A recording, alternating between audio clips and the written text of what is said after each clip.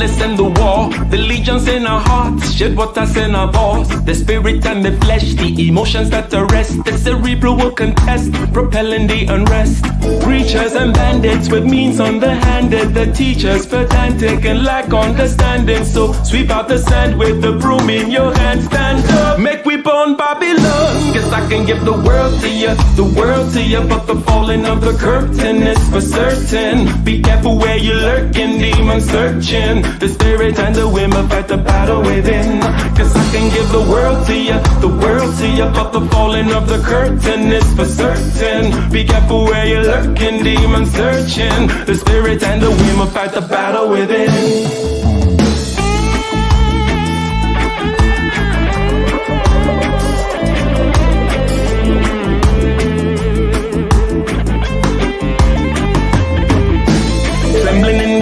With the semblance of a blaze, with gratitude and rage, we touch another page with delirious delight, impervious to light. This vitality and might encourages the flight.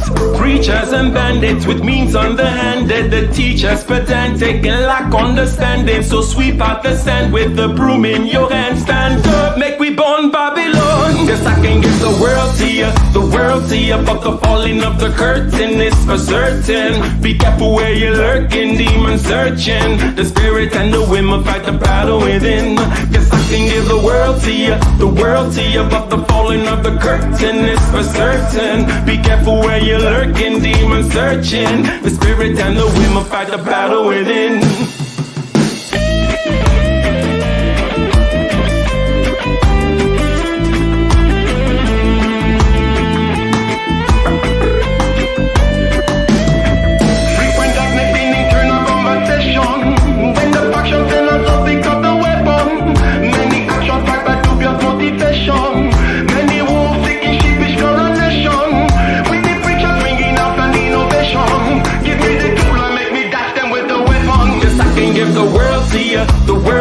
But the falling of the curtain is for certain. Be careful where you're lurking, demon searching. The spirit and the women fight the battle within. Cause I can give the world to you, the world to you. But the falling of the curtain is for certain. Be careful where you're lurking, demon searching. The spirit and the women fight the battle within.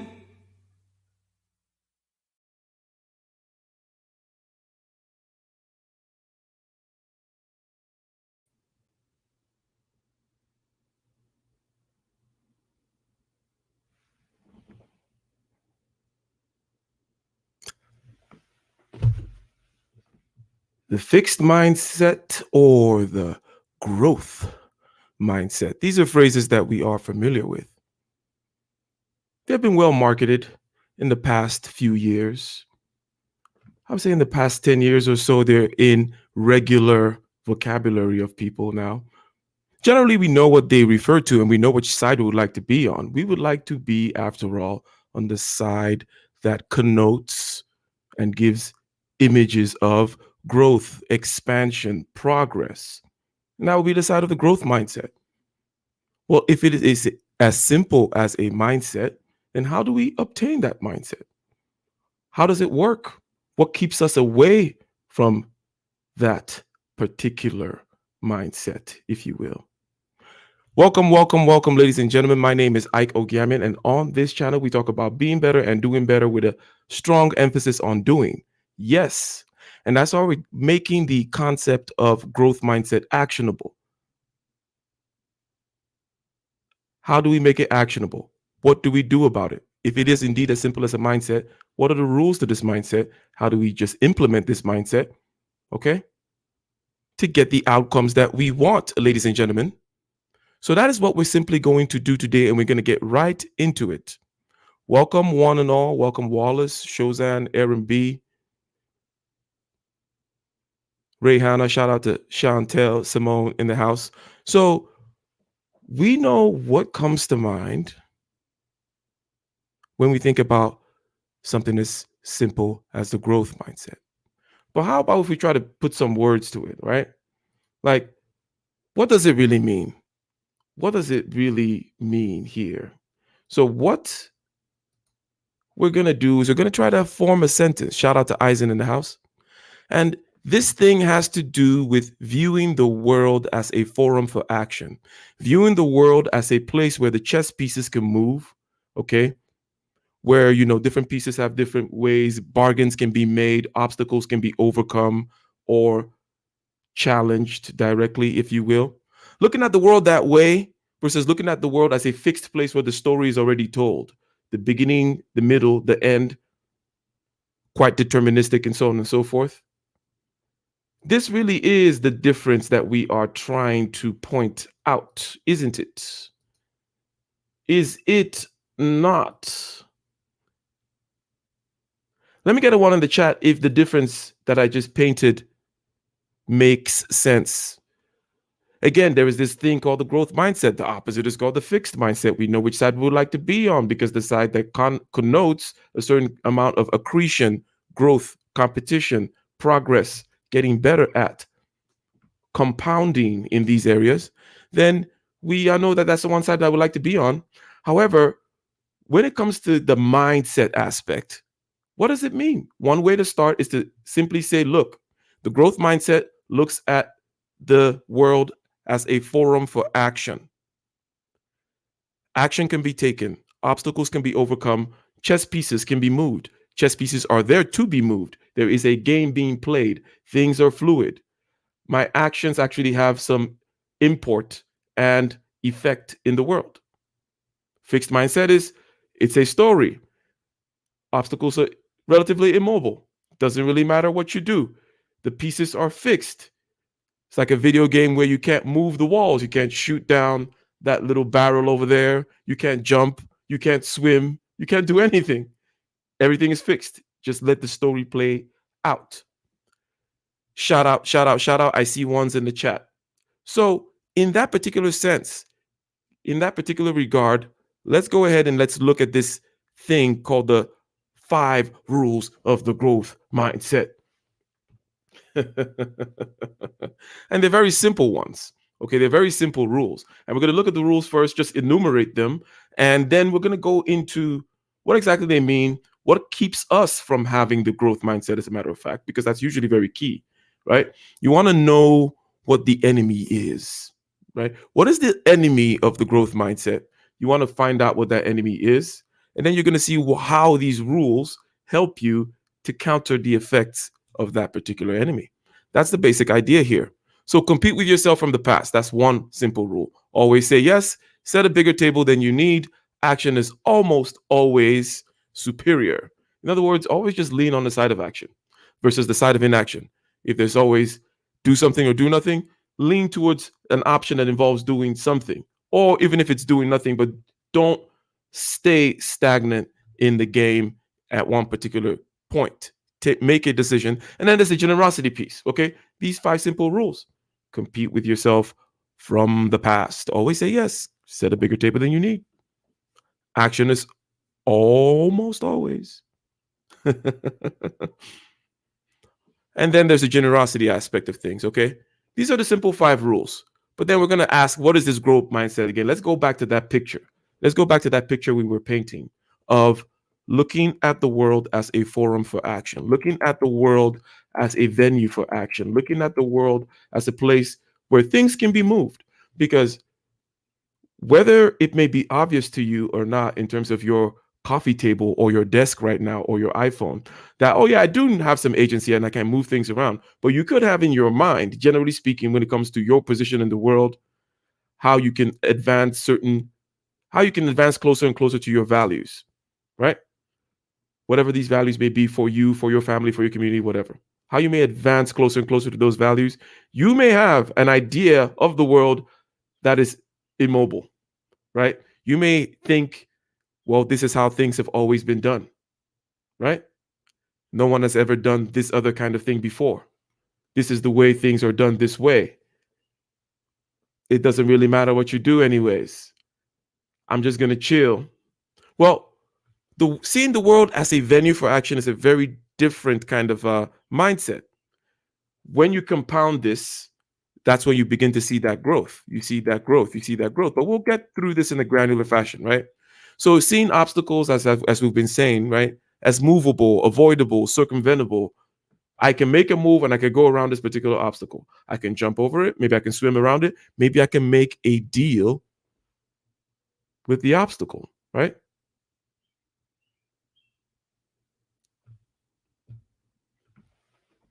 Using critical thinking in real time. So we're talking about the mindset aspect. Like, what does this mindset look like if we open up this set of mind, right? Picture the person's head. We open up the box, like, oh, growth mindset. What's going on in there? This is the kind of game that is going on in your head.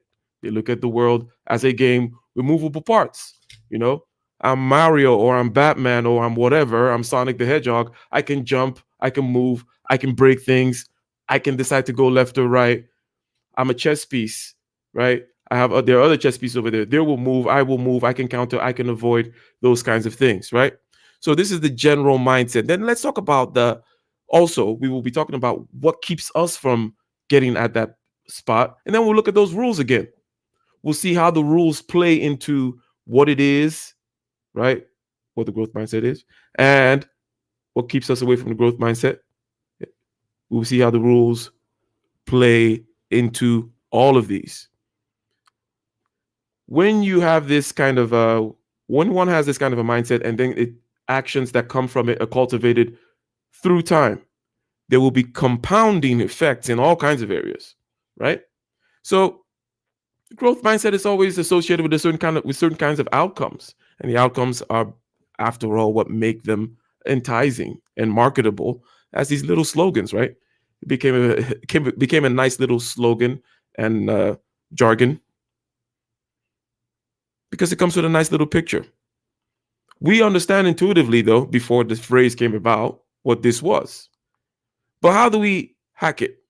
So, what is the fixed mindset, right? We should just be the opposite of the other one. But basically, seeing obstacles as fixed and immovable. Again, the world is more of a story that is already told as opposed to a chess game, multi-dimensional, multi-level chess game that is going on, that is unfolding, right? Now, there are rules to the game, but I can try to squeeze my way through, right? Isn't that right, Eisen? Yes, yes, yes. Another manifestation of it is indeed this paralysis by analysis aspect of things. There's paralysis by analysis, there's looking at obstacles as immovable. The key thing here is action. That's one thing I want to throw out right now. That this whole thing is about action versus inaction. Okay, because we're going to go through the rules, we're going to talk about certain aspects and so on and so forth, but just want, if we can all just keep in mind, right?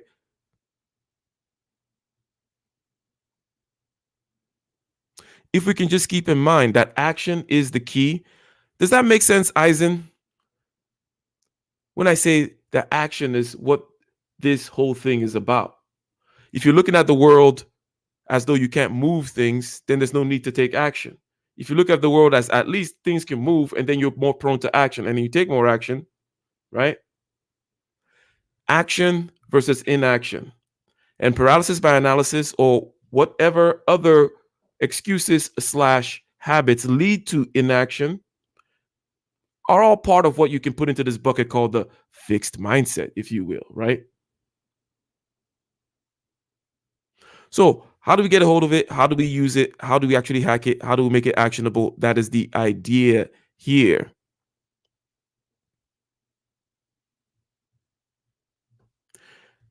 Now, that is a good question. There are ways in which, since we're keeping this general, but I see a question in the chat about certain kinds of narratives. Let's call it a narrative.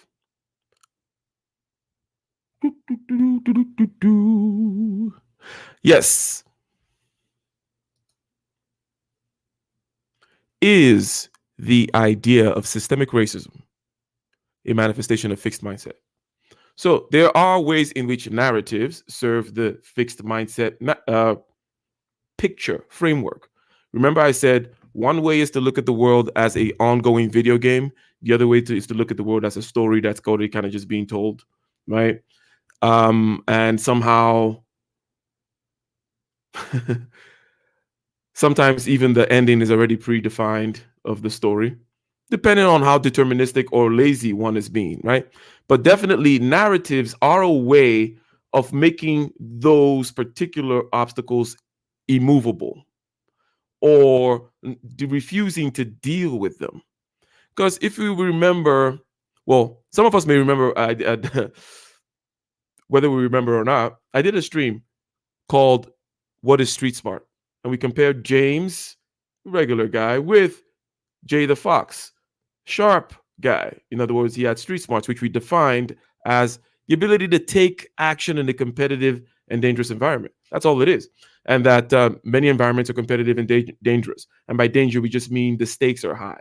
Not that necessarily you're going to get killed or something, but you're going for big money, big contracts, big life decisions, consequential relationships, those kinds of things, right? So the idea of Jay the Fox and what made him different from James was mainly him taking action and negotiating even with obstacles. There was an example of racism given there. So they want to do cell phone exporting, but the Arabs have a particular corner of the market sewn up, as they say, right? They have this particular market cornered.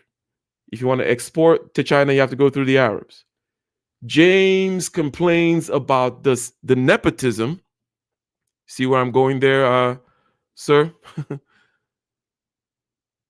James complains about the nepotism, but Jada Fox makes a deal with the Arabs. Jada Fox talked because James talks about nepotism and racism, and it's all systemic, and it's representation of uh, neoliberal policies and the global capital, right? Whatever particular narrative you want to have as to why the Arabs, or the fact that you have an obstacle, which is the Arabs are not letting you export cell phones, or whatever group of other people or this particular family is not allowing you get into the electrician business in this particular community, whatever it may be.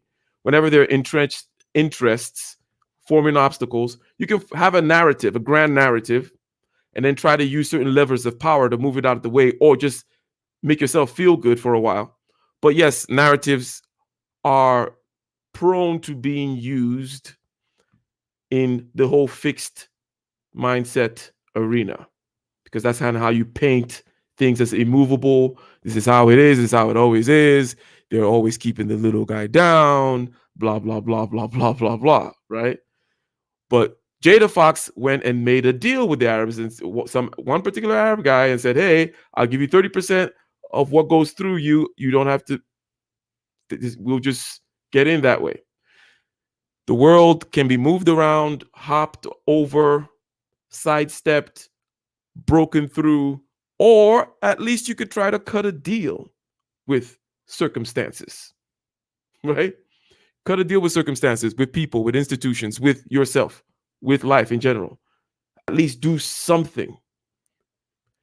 That is the idea, ladies and gentlemen.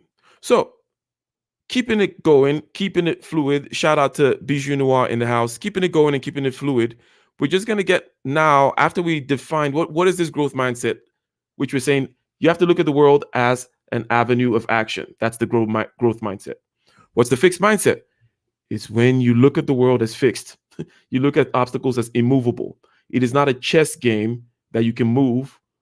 It is more like a story, and most of it has already been told, and the future is already kind of mostly predetermined, and the past is kind of fixed, and he who controls the past controls the future, all that kind of stuff, right? So let's now go into those rules that we set, because this is mainly about action or inaction. So get why do we get fixed? Okay, why do we get the fixed mindset? Why do we get trapped into that particular mindset, generally speaking? Well, there's certain things that we do before we go into the rules. And remember, the rules are about Action. Action is primary. Set a bigger table than you need. Generosity. Things of that nature, right? Competing with yourself from the present. But comparison, okay? Number one is comparison. Inability to delay gratification, okay? Um, what you see as possible, what other people say is possible, and then the actual fact of scarcity, perhaps, of certain things, but also your fear about scarcity, which is more important. Some things may be scarce indeed, but that's not the point. The fear of scarcity is the whole I is what scarcity mindset is about. It's not that something may or may not be actually scarce for the time being due to whatever factors of production and so on and so forth might prevail, right? But basically, we understand the inertia part, just fear of change, laziness, sloth, right? Fear of success, the scarcity aspect, the what you've seen as possible. Okay, my family never graduated X. My family never did this type of business. This is, no one from this particular neighborhood has ever done things this way. This is how we do things in this company, so on and so forth. In other words, what other people say is possible, what you have also seen from your experience as possible. And then there's that comparison thing that you do, which makes it difficult to delay gratification. When you compare yourself with other people, it is difficult to delay gratification because number one, you're heavily distracted in in delusions because you don't really know what that other person is. You're making them up in your head in terms of who they really are and how they experience their lives or whether or not. So people who have to live their life on their track. These are the things that keep on pulling us into that fixed mindset, right? So again, remember the rules, and we're going to get into them, and we're going to see how the rules apply to what the fixed mindset is, which is about action. And what the fixed mindset is about inaction, right? But the growth mindset is about action. Sorry. And then these things that keep us from doing that, the inertia, what people said is possible, what people said is not possible, the fear of scarcity, and so on and so forth. How do these rules help us circumvent these particular things?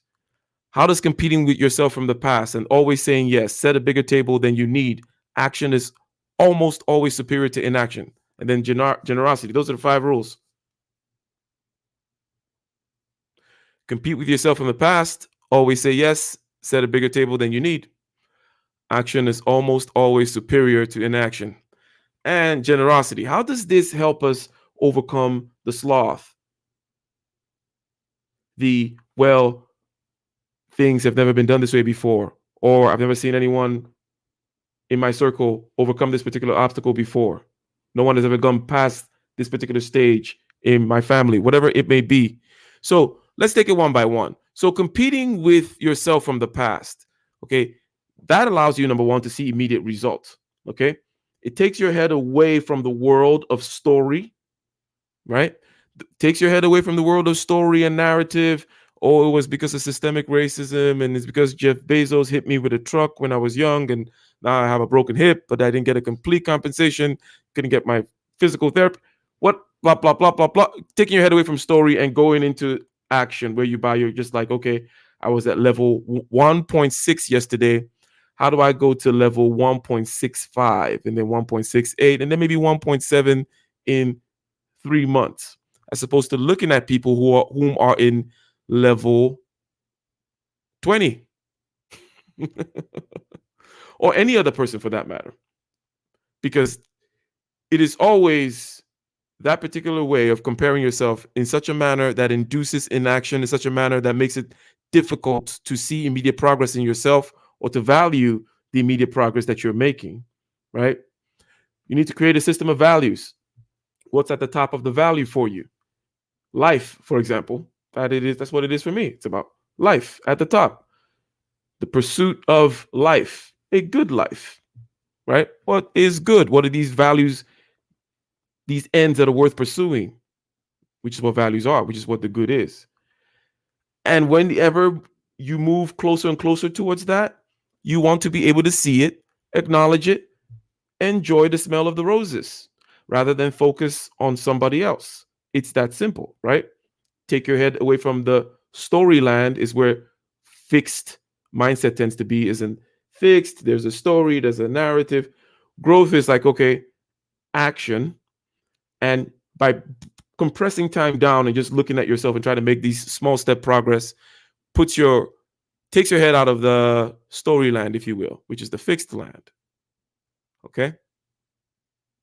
So that also explains why it helps you to delay gratification, right? And again, this is about taking action. That's what this whole growth mindset is about. All the compounding growth that you see in terms of your skill sets, your relationships, finances, whatever it may be, political influence, whatever the goals may be in your life, the ends worth pursuing in your life, the values in your life.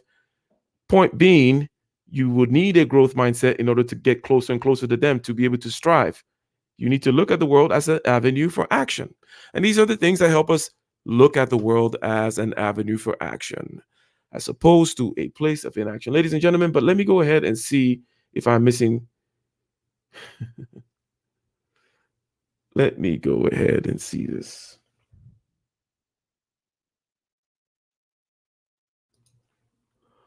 Oh, shout out to Bijou Noir in the house for dropping the heavy handed. She's always heavy handed here with the super chats, showing off and showing out.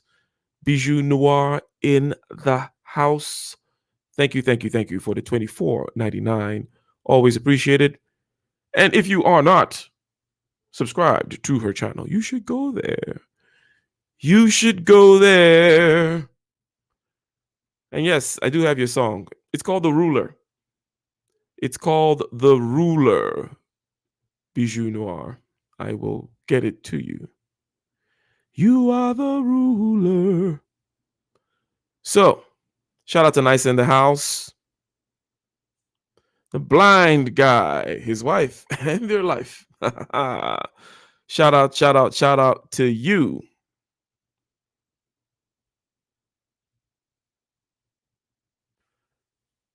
My new whiteboard. Oh, that's the thing I was gonna get. Well, yeah. Well, this is my new whiteboard, and then I'll be getting something that I can actually write with, and so that it's more interactive, because I like writing, actively writing, as opposed to having things typed up and having a PowerPoint presentation. But ladies and gentlemen, we are going to go on with this, and we are talking about the 5 rules of the growth mindset. We just went over rule number 1: compete with yourself in the past. This puts you in a place of action, puts you out of storyland. Storyland is where you get stuck. Storyland is where you get fixed. Okay. Always say yes. Why do people say this? Why do people tell you to say yes? Okay. Well, when people say that nobody ever makes it on their own, there's so many ways in which you don't make it on your own. The obvious ways are the ones people tend to focus on. In other words, the obvious ways of, oh, yeah, you need help, or you needed to partner with people, or oh, you obviously need customers or something like that, right? You need family, you need people, whatever it is you're trying to transact with people, whether it be, filial love or transactional economic business or political connections or whatever it may be, right? You need people, obviously. But here's another way in which you need people. You need people to hold you accountable. You need something to force you to look at the world as a problem to be solved. So you need to say yes to somebody. You need to say yes to a customer. You need to say yes to the client. You need to say yes to somebody so that you can be like, oh, okay, how am I going to figure this out? Okay. It forces you to do this thing, which forces you to then take action. What is this thing that you do that forces you to take action? Is you look at the world as a place where obstacles are movable. You look at the world as, well, how can I solve this problem? I just promised this person 10 shipments of whatever. I don't really think I can do that because of X, Y, and Z. But if I really stretch, so on and so forth. But if I didn't say yes, I would not have gotten the contract. Those kinds of things. But you always deliver. That's the point, being like, this is a game where you're going to need to be able to master yourself, because of the fear aspect that is linked with inaction, okay, is key to all of this. Okay. So when you do take action, you need to deal with that fear, and that fear never goes away. It's like stage fright. You only just kind of then expect it and then work with it, right? The fear is the uncertainty that comes along with saying that yes. You say yes. Now what? I said yes. So tonight I'm not sleeping early because I'm going to stay up late after this, completing some work, doing some documents, actually some things which have been quite delayed for a while here. But anyways, accountability then forces you to take action. Action is what leads to the whole. Action is the primary aspect of the growth mindset, and it's what gets you all those results, right? Forces you to take action, being responsible for delivering, okay, for keeping promises. It's And again, I said you're using other people because it's almost like you. And let me know if this analogy makes sense. Give me a one in the chat. Basically, it's like you're on a skateboard, but you hold onto a car, or you're in the water and you hook onto a boat and you're on this little board and you're rafting it, because basically you put out some kind of a promise out there and now you have to keep it. You have some kind of a responsibility out there. You have people to hold you accountable out there, and now they pull you along. This is how this is another way in which you need people. But this is a more, I would say, a more active way, whereby you're not just depending on the circumstances of things to happen. You're like, you know what? I'm going to hook on to these people and have them pull me forward by promising them things, by going out there and engaging with somebody on an idea. It may be a business idea. It may be an idea for some kind of a social club, maybe a charity idea, whatever the thing may be, that someone maybe be coming to you and saying, should you say yes? Because always say yes to just someone that's coming to you with an opportunity, right? So obviously we see how this leads to overcoming of that fear aspect. Because if we go back, we're like, why? Right? Why are we, why do we get in this fixed mindset? And we say, well, inertia, fear of change, laziness, sloth, fear of success, scarcity, but more so the fear of scarcity, right? And then what people say is possible, what you have seen to be possible, and then comparing yourself with other people from the past, so on and so forth. Then we have these rules, and we see how each of these very simple rules, 5 of them, really help you overcome by using other people in this particular case to hold you accountable so you can get off your butt and do something. Joining some kind of weight loss program, for example, is another way of saying yes, because you go Alcoholics Anonymous, showing up for those meetings whereby you have to say, which is another way of being held accountable. Going to confession or going to a therapist. All those things are ways of using this yes principle, using this principle of someone is going to hold me accountable out there. I'm going to throw a hook to that boat and it's going to pull me along. I'm going to hold on to this car on my skateboard. It's going to pull me along. You use the social mechanism for that. You use other people for that. So set a bigger table than you need, ladies and gentlemen, is another one of the rules. It's number 3, I believe. It is number 3, I believe. What does that mean? What does it mean to set a bigger table than you need? What does it mean? How does it help us in this growth mindset landscape? Or how does it help us avoid the fixed mindset malady?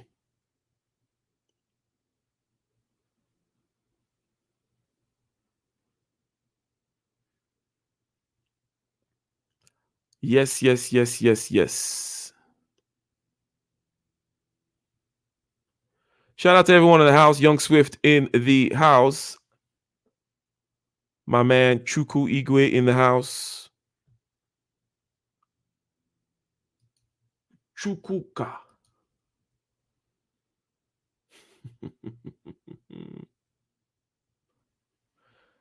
And shout out to Sebastian Ritchie in the house.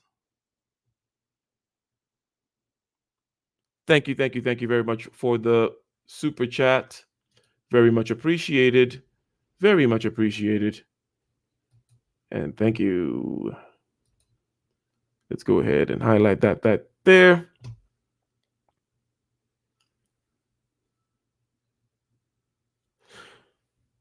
Set a bigger table than you need. It's a nice interpretation. Yes, that's a nice thing to note from it in terms of Black Bleach says set goes beyond your imagination. Definitely that's the way. Some in some context, and I've heard it said, get the most expensive lawyer, get the most expensive accountant, get the best of the best.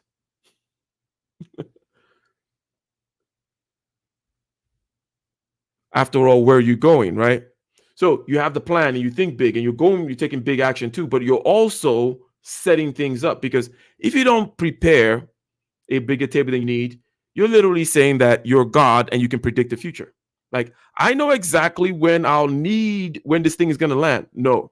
Remember, the growth mindset, the truth behind the growth mindset is the world is movable.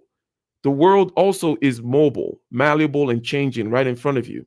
So you never know when there are going to be openings that open. You never know when there are going to be opportunities that arise. You never know.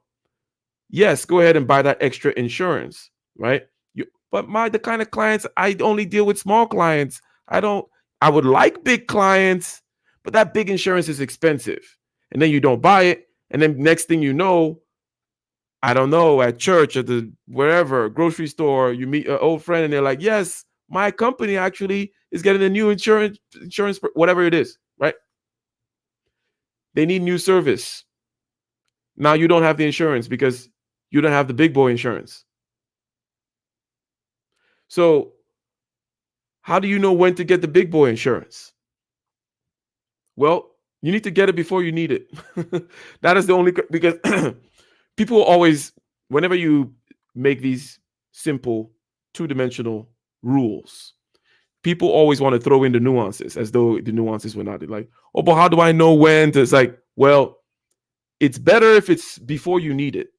Generally speaking, you cannot predict the future with 100% accuracy. Serendipity and taking advantage of the openings is the whole part of playing a video game. It's like if you're looking at the world as a video game, as Mario, right? I know Eisen probably has played a Mario video game before, one or two in his life. You know, you have these different obstacles moving up and down. Maybe it's a flame, maybe it's a rabbit thing. Like, you find the right opening and you go through, right? So that's the way it is. You cannot predict everything, but you have to find when the opportunity presents itself, you go through.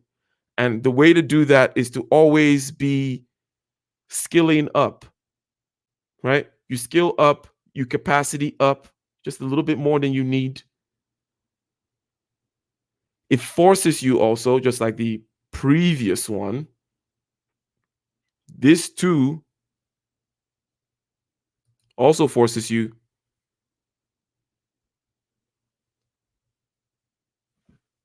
to take action. It's like hiring an extra employee. You know that perhaps you can get them 50% of the work, but you have to push yourself and grow your company in order to get this employee fully employed. When you get the employee, now you're on the hook. Now you got to go grow that business because you know you can grow the business. It's not a question of, oh, it's impossible to grow this business. I'm in a horrible business. Well, then that is what that is. But be prepared for opportunities, okay? Skill up, get the extra insurance, mingle with people higher than you in whatever particular parameter, right? You can't be top dog in all parameters in wherever room you're hanging out. As we know, that is the wrong room, right?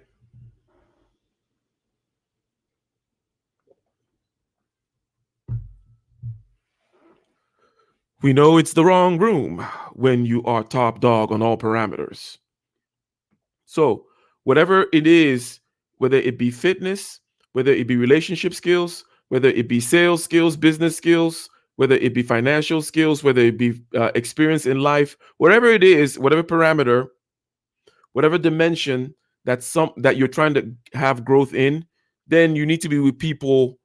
You need to have at least one or two people that are 10 times where you would like to be, because it really shows you the subtle differences, that the differences really are only subtle because everybody only has 24 hours. Okay. So on and so on and so forth. And that really, this whole mindset thing that people keep saying, it is, there is something to it. It is real, but you just got to break it down. For example, in this video game way, which we're seeing it, it's like, what is the growth mindset? The growth mindset is when you look at the world as a video game or a chess game, obstacles can be dodged, overcome, sidestepped, attacked, made a deal with, whatever, as opposed to a fixed narrative, a story, slash all kinds of excuses as to why things are immovable, action is futile, and so on and so forth. Now, in other words, the world moves, okay? The world moves, so be prepared for openings. That's what that whole set a bigger table, have a bigger net, right? Be ready to catch the opportunity, right? When is the right time to get that next step of thing before you get, well, before you need it. That's the only rule, right? You figure the rest out for yourself, right? But always take a slight step, like a half step ahead of where you think you can actually comfortably grow or go and grow towards, because that'll force you to grow there. So, generosity. Generosity.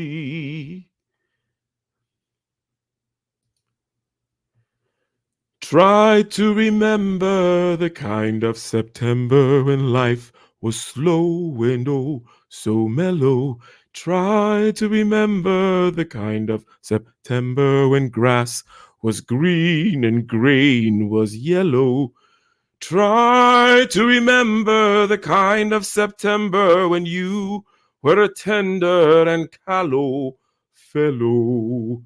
Try to remember, and if you remember, then follow. Ladies and gentlemen, how does generosity work here? How would generosity put us in a better light vis-a-vis this growth mindset versus fixed mindset? Well, remember scarcity and the fear of it. This is the one that particularly, this is the rule, because so far we've gone over, what have we gone over so far, right? Remember Black Girls? We said compete with yourself, right? We said always say yes. We said set a bigger table than you need, right? And now we're talking about generosity, I believe. So the scarcity aspect of things, that's what generosity takes care of. Because remember, one of the things that keeps us in that fixed mindset landscape is scarcity, but not just real scarcity, because real scarcity, we don't know what real scarcity is. You don't really know how much stuff there is out there. We're not some kind of computers. It's more of the fear of scarcity, right? What does that do to you? That puts you in a desperate position. Desperation, especially when mixed with inaction, can be quite bad. In other words, you never quite get anything by being desperate, right? The book of Peter, and also in another book, perhaps Revelations in the Bible, about, to he who has, more will be given, and they will have in abundance. And to those who do not have, even the little that they do have will be taken away from them. What does that mean? That means you need to get away from this mindset of small, because if you stay small, you actually get smaller. But when you get big, you actually get bigger. To he that has, more shall be given. The bigger the planet, the more it attracts all the debris. If you're a tiny little body in the gravitational well of this particular large planet, the little that you do have will be sucked away from you. If you're just a regular performer, if you will, in your industry, whatever it may be, then you're not going to get the opportunities. It's the person that has all the opportunities because they're such a great performer that get more opportunities, right? In other words, getting out of the scarcity mindset, which is a desperation mindset, which is a let me hoard my precious mindset, which stinks to high heaven in terms of how we as social mammals observe each other. We don't like desperation, right? You go to the bank for a loan, they want credit and collateral. That way you're not desperate, right? They won't give you unless you've demonstrated mastery. You want them to give you you want their numbers, you want the lady's numbers and or whatever it may be. Then you can't be desperate. It's the same thing. So the aspect of generosity really is what tackles the desperation aspect of things, desperation from scarcity. So generosity helps you remove the fear of scarcity because you master by giving away, you master the thing that you're giving away. Kind of get a one in the chat if that makes sense. When I give something away, when I am not so precious about something, I demonstrate mastery over it as opposed to it mastering me. And the more precious the thing is, the more I have to defeat my fear of scarcity. I can't give that thing away. I cannot give a $20 tip to the barista, right? That is that fear of scarcity. And I want to actively kill it. So I actively give that $20 tip for the $5 coffee. And I say, hey, $20 bill, you are not the master of me. This really opens your mind up to the world is a forum for action and also in real time fact. Because here's the bigger part of this. Okay, I just explained something, right? I explained the scenario. I said that there is a fear of scarcity and that this fear of giving money away is the flip side of the coin of the fear of getting money too. But you have agency and power on the giving side. And that fear that you feel when you're trying to give away something precious is that fear of scarcity. And it demonstrates, or it is a measure of the power that that thing still has over you. And if you want to have power over the thing, the ritual of generosity is a great way of doing it. And when you demonstrate power over the thing, the first effect is a social one. And that social effect is really what multiplies out to get all the benefits. In other words, people can sense desperation and nobody wants to be around it. That is the beginning and end of all or most of the benefits that you get or to your personality, to your mindset from generosity. What you get inwardly from generosity mostly is overcoming fear of scarcity and then giving you a mindset, right, whereby you're more attractive to people because you're not so scared. So you give people, you become less scared, and people become more comfortable around you simply because you're less scared, and then they give you opportunities. Isn't that right, Sebastian Ritchie? Isn't that right, Bijou Noir? Isn't that right, Young Swift? That's how this particular generosity aspect works. That's how it works to keep us away from the mindset of scarcity, pushing us closer into the mindset of I can take action and I can vibe with people. As I said, helps to avoid the desperate simp vibes. You don't want the desperate simp vibes. Nobody wants it. Shout out, ladies and gentlemen. Today we're doing a nice little stream. 5 rules for the growth mindset. Okay. Rule number 1 was always compete with yourself from the future. Compete with yourself from the future. Rule number 2, always say yes. Rule number 3, set a bigger table than you need. Rule number 4, Generosity. Rule number five now. Rule number five now. Rule number five. Action is almost always, sorry for the typo over here. This is almost always superior to inaction. All that paralysis by analysis, all that let me check out the spreadsheet, all that let me write a perfect business plan first, all that let me think about blah, blah, blah, blah, blah. Yes, go ahead, practice things. I believe in practicing things. You want to make that phone call to that person, make that little quick pitch, practice it. Okay. I should have recorded myself the other day because um, some of the things I say, which I also do,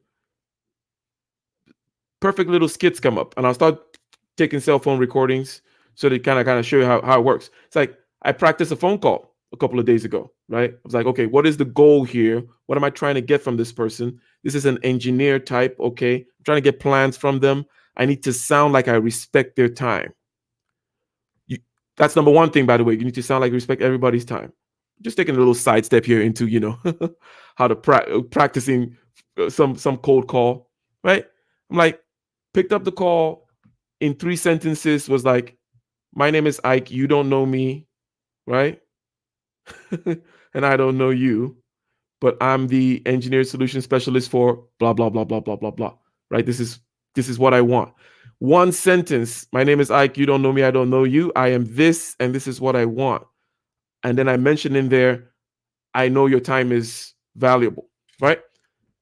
Boom, she melted. She gave me what I need. She was like, oh, here are the plans, here's the this, blah, blah, we'll work with you. You know, that was a cold call to start a relationship, business relationship. And action, just taking action. Because I could have sat there and thought and thought and thought, or just like, you know what? Let me plot out a game plan here and just do it. Just go ahead and do it.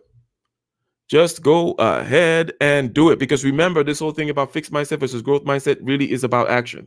One mindset looks at the world as fixed, so why do anything? It's just a story, it's a narrative, it's systemic this and nepotistic that, and my history or my grandfather this, or this is how we've always done that, right? And then the other is, okay, these are movable obstacles, so I can jump, I can swim, I can crawl, I can blow this one up, I can bribe this guy, I can do something, I got to do something. Right? So, action builds momentum, which is a key part of this whole thing. Momentum sucks. I mean, lack of momentum, which is inertia, if you will, right? Inertia sucks. Inertia sucks. Okay. Whether you're trying to get back, even if you're on a diet, right? Like me, for example, I was in Africa for over a month, right? And while you're traveling, you let loose, you have more fun, you drink a little bit, you have a good time, So now I'm getting a little bit more disciplined with my diet and so on and so forth. Getting back on that diet, not having that momentum, it sucks. But nothing's going to help it other than action. And it doesn't matter how small the action is, small actions, small decisions leading to help from your unconscious, which meaning creating of habits, right? Making it unconscious by repeating action, action, action. That's the only way, that's the quickest way out of that hole. There's this hole we all get in, which is the pre-momentum hole, the inertia hole, the pre-habit phase. Can I get an amen in the chat if we all know about that pre-habit phase? The pre-habit phase of anything sucks. You're like, oh my God, I actually have to think about this stuff and do it. And every fiber of my being doesn't want to do this crap. All right? But the only way to get from pre-habit to post-habit, what's the only way, Sebastian? Do you know any other way? Could you just read a book and then get into the habit? Is there any other way other than action to go from that pre-habit phase to the post-habit phase? So, action. As I said, is what this whole fixed mindset versus growth mindset thing is about. Action builds momentum. It finds the buttons. What do I mean by that? Because remember, the growth mindset says, hey, obstacles are movable. I go to this particular DMV. I was told X, Y, and Z, and I don't have this document. There's another DMV in the same county on that other corner, that other city over there. I know they're a little looser with their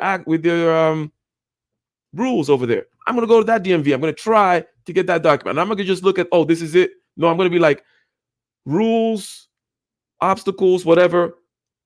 The world is a place where I can sidestep, I can jump, I can swim, I can crawl, I can deal, I can blow things up, I can make moves. It's a game. It's a game. It's Mario Brothers or it's a chess game.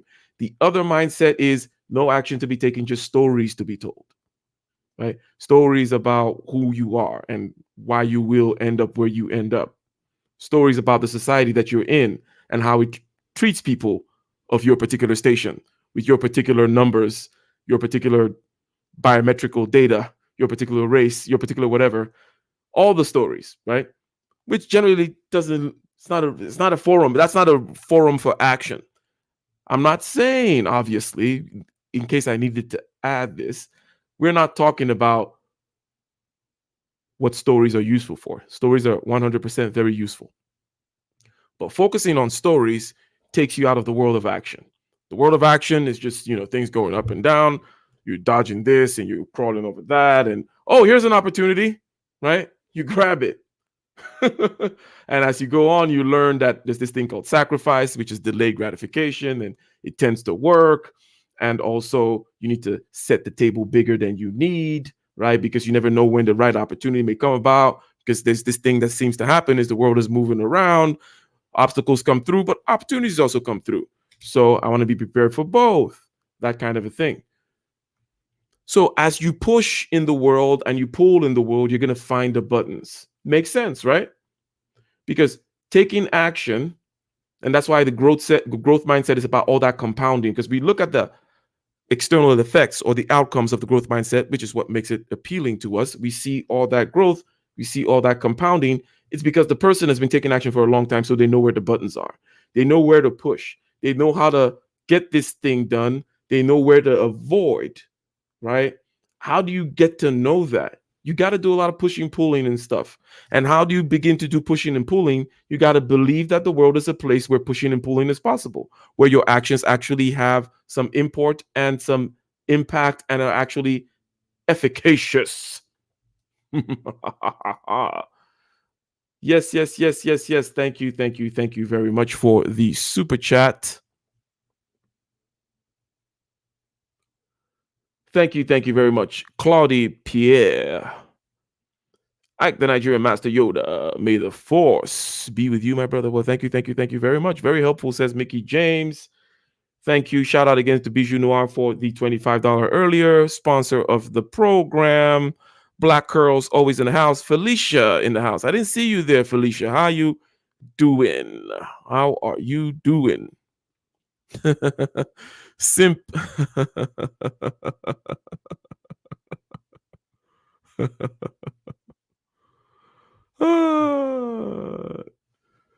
The simp in action mode. Simp in action and simp desperation mode. Those are not good modes, ladies and gentlemen. So, we have looked at all 5 of the rules. We have looked at all 5 of the rules. And they're simple. And we're keeping this particular one simple. And we're keeping it short and sweet. Okay. As we know, we can do 3-hour streams easy talking about these topics, going deeper into them. Right? Going deeper into them. But I want to make these nice little chunks. I want to break it down in these ways which are more actionable than not. More actionable than not. Thank you very much for the super chat.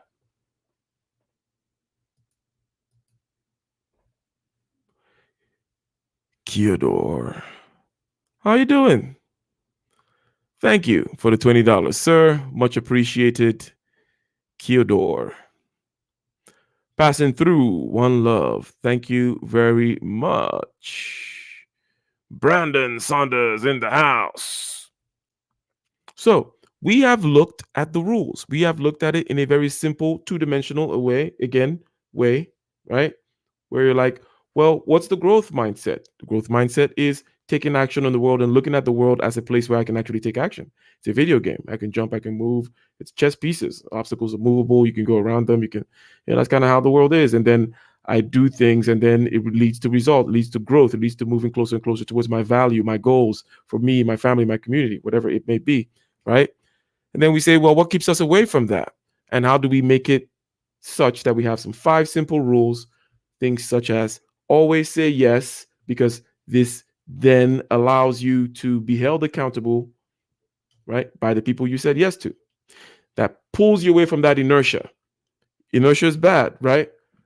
It's help. It's nice for somebody to help you get through the pre-habit phase into the post-habit phase by simply saying yes to them. And now they got to force you to do something, right? So competing with yourself from the past, right? Setting a bigger table than you need because you never quite know when the opportunities are going to arise, because you look at life as a mobile, fluid game, because that's how you fundamentally look at life. So you're always looking for opportunities, right? And then there's the generosity aspect, which gets over the scarcity mindset. Generosity makes it such that you're not so controlled by whatever it is you're giving away. You dominate what you give away. You dominate what you share with others as part of your largesse, if you will.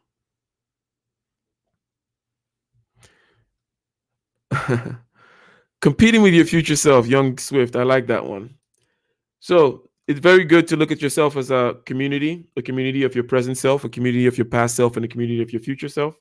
And you always have to have negotiations going on between these 3. You know, you always have to put your future self on the table and let him have a say. Because basically, if you're making decisions right now and saying, screw future young Swift, screw that guy, right? Because we know when we make decisions that do that, decisions that are not good for our health, our diet, our business, whatever it may be, things that will screw us up in the future, we're basically looking at our future self and saying, screw you. So try to bring him into the picture. Also, past, present, future. Maybe you can have 6 versions, but viewing yourself as that community, which you are, because you're always projecting yourself into the future and projecting yourself into the past, right? It is rare that people are in the moment. And hence, that's why you got to master your subjective consciousness to be in the moment, ladies and gentlemen. So listen, when it comes to dub, I want to tell ya, read them, I feel my shit up the right way. No room for no flip, no flop, and no failure. Comfy nice, the place like Tipa Aire. Word them up, word them up, word them up. Those are the rules, ladies and gentlemen. These be the rules for action, the rules for the growth mindset, the rules that allow you to look at the world as a place where there are obstacles that can be moved, circumvented, dealt with, right?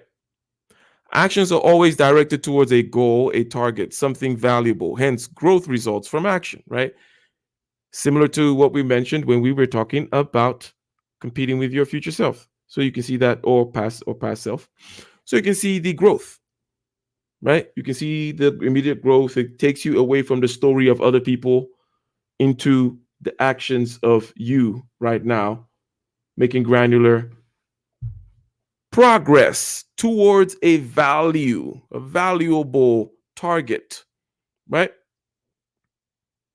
So this is my street smart Jada Fox and James comparison, okay? Because we talked about taking effective action in a competitive and dangerous environment some stream ago. And there are many things about the growth mindset that Jada Fox has, or other ways of talking about the growth mindset, other ways of talking about that mindset, which looks at the world as, I'm going to take the world as it is, and I'm going to try to maneuver in the world as it is. Not stories about how it should be, stories about how it got this way, stories about how it can never be changed. No, not those. I'm going to look at the way it is and try to maneuver. I'm going to try to do. I'm going to try to act, deal with the world as it is. Okay, no risk, no reward, breaks rules in order to win, right? Understands how rules have come to be. Rules are there by incumbent interests of all kinds, right? Skeptical, right? And these other aspects are also key for that's more on the dangerous aspects, right? On the danger aspect. But on the other hand, you have the fixed mindset that's constantly looking at the reasons why things are the way they are. Like, oh, there's systemic racism over there. Oh, the white man held back my Wi-Fi over there, and the white lady held back my gasoline in the car, or whatever it may be. Right? Dealing with the world as you think it should be, as opposed to dealing with the world as it is. Okay, and then thinking that the rules are going to work in your favor. um, the rules sometimes work in your favor and they sometimes don't work in your favor, but generally they're not created for you because they're not created by you. So thinking the rules are going to work in your favor and expecting fairness in the world is another kind of storyland type living in Storyville too much. It's like, oh, the fairness is like, it's just stuff moving out here, man. Like, you try to figure out your way in the chaos, in this organized chaos. You can tell stories too, but don't let the stories stop you, is the idea. Do not let the stories stop you. So if we were to go right back, we would say compete with yourself from the past. Always say yes. Set a bigger table than you need. Action is almost always superior to inaction, and generosity gives you that super boost. The super boosting power.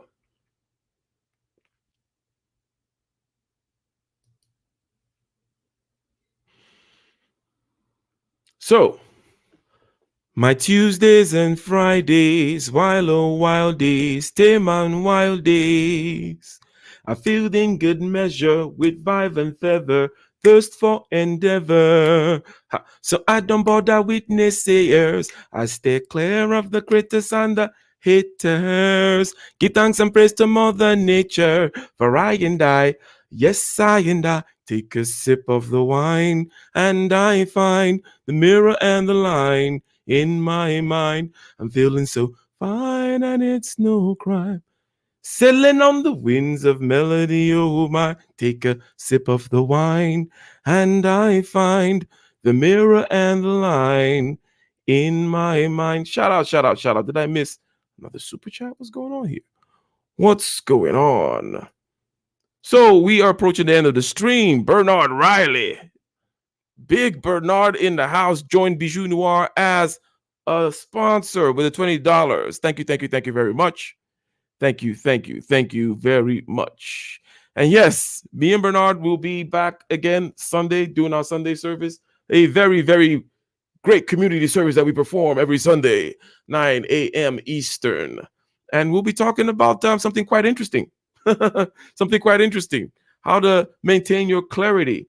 I believe some call it the post-nut clarity. How do we maintain that?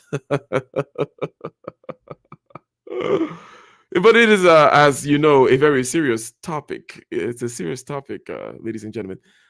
Blind guy, his wife, their life. Thank you very much also for the $20 super chat. So Provider Speaks in the house. It's raining, says Wallace. It's raining, says Wallace. Yes, I did my little musical number. Got you guys spraying me with the dollars.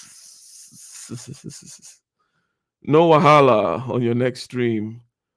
Black curls. You yeah, Black Girls is not Nigerian. I think Soul Provider Speaks has been teaching you the secret language. Ladies and gentlemen, listening, ladies and gentlemen, the rules of the growth mindset. It's about looking at the world as a forum for action, taking action. Therefore, you say yes so that people pull you into action, get away from the inertia. Therefore, you are generous so that you get away from the scarcity mindset, which says that why do something anyways, right? Ladies and gentlemen, we are about to sail out. And what is that one called? Ghetto bird word. The system is coming. The system is coming for all.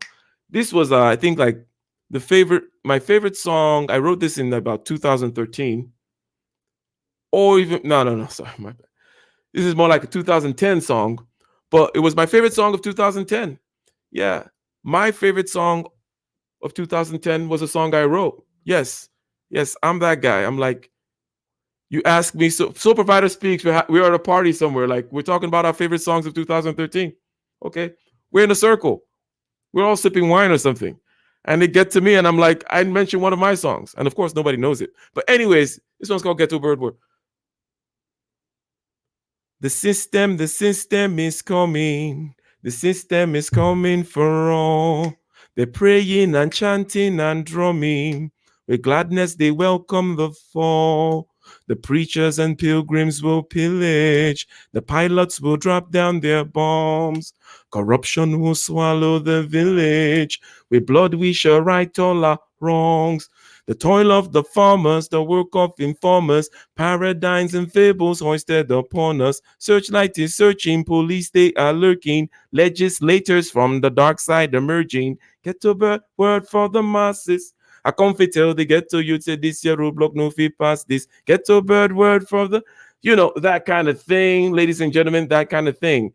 Always fun, always good times. I will see you again on Thursday, around the same time, in between like 5:45 and 6:15. We usually go live Tuesdays, Thursdays, Saturdays, and sometimes Sundays. Yes, I'm back stateside, so I can keep a regular schedule now. And we will be getting out with the run. Run, run, come, make we get it. Because the peace that is bestowed upon the meek is overrated, Lord. Run, come, make we get it. Calling all your daughters and your sons, we comfy. In the den of iniquity, vicinity no pretty, calamity we hit we any moment, what a pity. Tomorrow never certain, what was behind the curtain, the face of evil.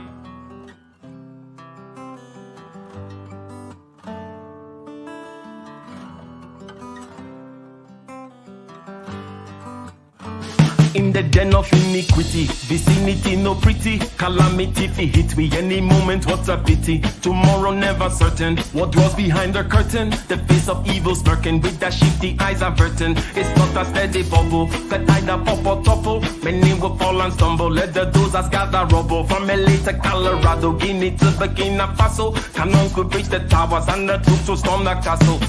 I say, run, come, make we get it. Because the peace that is bestowed upon the meek is overrated. So run, come, make me get it. Calling all your daughters and your sons, we come forget it. I say, run, come, make me get it. Because the peace that is bestowed upon the meek is overrated. Lord, run, come, make we get it. Calling all your daughters and your sons, we come forget it. With the rubble steady rising, and hearts are compromising. Convictions here are stifling, making evil appetizing. The fists are steady forming, and countenance is falling. Defenses are withdrawing, possibilities are falling. In these circumstances, evil will make advances. Pick up your sword and lances, and be sure to take your stances. Victory is never promised, the battle is upon us. Gather the brave and honest, and the righteous in your corners. Go. Run, make we get it. Because the peace that is bestowed upon the meek is overrated. So run, come, make we get it. Calling out your daughters and your sons, we come forget it. I say, run, come, make we get it. Because the peace that is bestowed upon the meek is overrated. Lord, run, come, make we get it. Calling out your daughters and your sons, we come forget it.